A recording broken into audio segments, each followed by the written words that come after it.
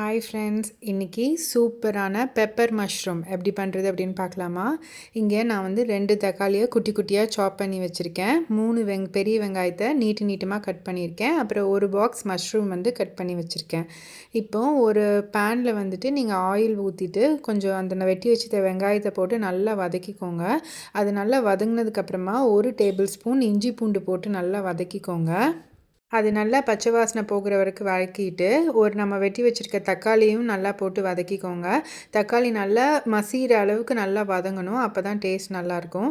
இந்த ஸ்டேஜில் வந்துட்டு ஒரு 1/2 டீஸ்பூன் மஞ்சப்பொடி, 2 டீஸ்பூன் வத்தப்பொடி, 1 டீஸ்பூன் மல்லிப்பொடி அதையும் போட்டு நல்லா வதக்கிக்கோங்க. நல்லா எண்ணெய் பிரிஞ்சு வர்ற வரைக்கும் நல்லாவே வதக்கணும். நல்லா வதங்கினதுக்கப்புறமா நம்ம வெட்டி வச்சுருக்க மஷ்ரூமை போட்டு நல்லா ஒரு கிளறிக்கணும்.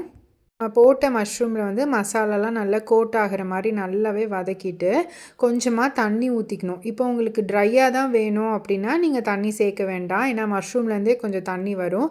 இப்போ நீங்கள் சப்பாத்திக்கு இல்லை தொட்டு சாப்பிட்ற மாதிரி ஏதாவது வேணும் அப்படின்னா கொஞ்சமாக ஒரு அரை கிளாஸ் தண்ணி ஊற்றிட்டு ஒரு லிட்டு போட்டு மூடி வச்சுருங்க.